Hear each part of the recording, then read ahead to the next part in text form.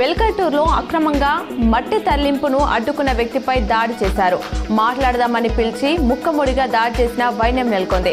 అక్రమంగా మట్టి తరలింపుపై అధికారులకు ఫిర్యాదు చేస్తారన్న అనుమానంతో రమేష్ పై కర్రలతో దాడి చేశారు.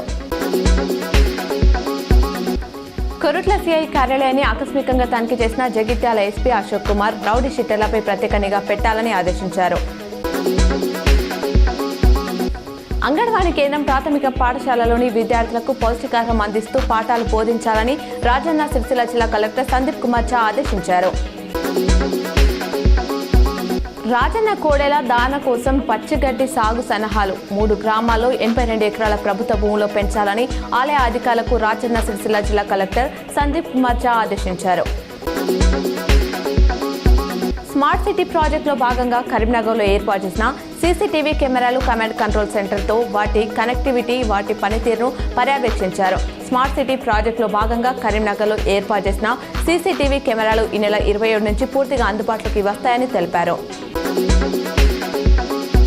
శ్రద్ధ, భక్తి, ఆనందంతో నిండిన బోనాల పండగని ఇంటికి శాంతి, సౌభాగ్యం, ఆరోగ్యాన్ని తీసుకురావాలని అమ్మవారిని ప్రార్థిస్తూ మీకు, మీ కుటుంబ సభ్యులకు ఆషాఢ తొలి బోనాల పండుగ ప్రారంభోత్సవ శుభాకాంక్షలు తెలిపిన మంత్రి పొన్నం ప్రభాకర్.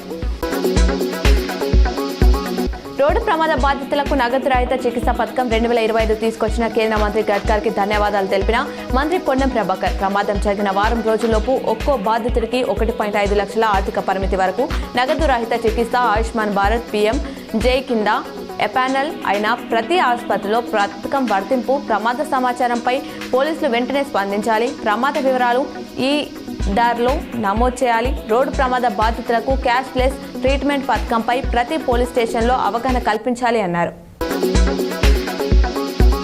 ఆషాఢం అంటేనే అమ్మవారి బోనాలు, బోనం ఎత్తడం అంటే అమ్మవారికి భోజనం నైవేద్యంగా సమర్పించడం. వివిధ రూపాల్లో కొలువై ఉన్న అమ్మను ఈ ఆషాఢంలో పూజించుకుంటే ఆ అమ్మ మనలను చల్లంగా చూస్తుంది. ఆ తల్లి చల్లని చూపులు మనందరిపై ఉండాలని, ఆ అమ్మ ఆశీస్సులతో సమాజం సుభిక్షంగా ఉండాలని ప్రార్థిస్తూ హిందూ బంధువులకు బోనాల పండుగ ప్రారంభోత్సవ శుభాకాంక్షలు తెలిపిన కేంద్ర మంత్రి బండి సంజయ్.